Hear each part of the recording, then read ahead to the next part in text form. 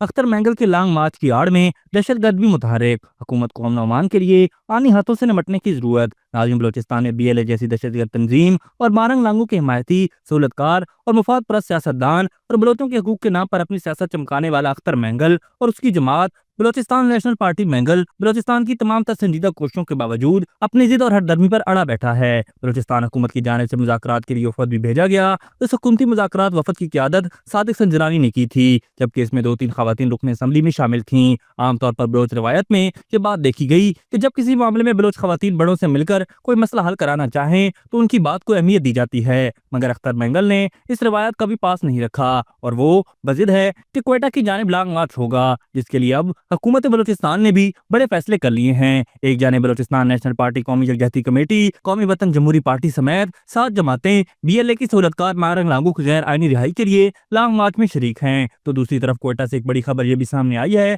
जिसके मुताबिक सरियाब रोड पर CTD ने कार्रवाई करते हुए 2 दहशतगर्दों को गिरफ्तार किया है। इन दहशतगर्दों के कब्जे से हैंड ग्रेनेड समेत जदीद असलहा बरामद हुआ है और ये क्वेटा में किसी बड़ी तबाही की मनसूबाबंदी कर रहे थे। अब इस वाक़े को अगर अख्तर महंगल जैसे मफाद परस्त सियासतदान के नाम निहाद इंसानी हकूक के लॉन्ग मार्च के साथ जोड़ा जाए तो अंदाजा हो जाता है कि इस धरने की आड़ में दहशतगर्द तंजीमें बिलखुसूस BLA वगैरह भी मुतहर्रिक हैं। ताहम रियासत भी पूरी तरह चौकन्ना है और उसने एक बड़ा मंसूबा नाकाम बनाया है। दूसरी जानिब अहम बात यह भी सामने आई है कि मारंग लांगो की बहन ने एक पोस्ट की है जिसमें कहा गया है कि बलूचिस्तान हुकूमत ने जेल में मारंग लांगो से मुज़ाकरात किए हैं और उससे कहा है कि अगर वो बलूचिस्तान के बड़े शहरों में एहतजाज तर्क कर दे और रास्ते बंद ना करे तो उसे रिलीफ दिया जा सकता है। ताहम इस हवाले से बलूचिस्तान हुकूमत ने इसकी तरदीद की है और कहा है कि ऐसे कोई मुज़ाकरात नहीं हुए, मुज़ाकरात अगर हुए भी हैं तो सबके सामने होंगे। क्वेटा में आज इस लॉन्ग मार्च और धरने का ऐलान किया गया है, उसके अवामिल देखने जरूरी हैं। पहली बात यह है कि ये लॉन्ग मार्च और धरने किसी तरह भी बलोच अवाम के हकूक के लिए नहीं,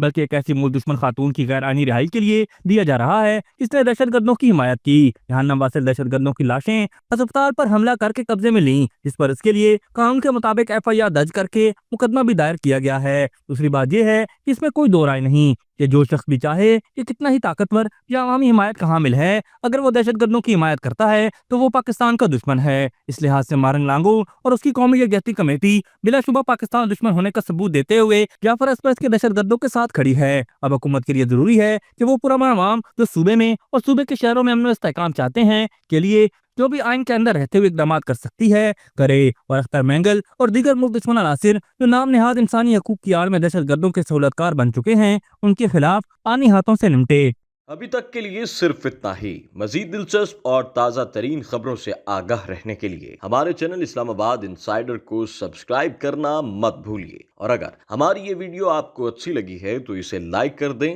और अपनी कीमती राय का इजहार नीचे दिए गए कमेंट सेक्शन में जरूर करें।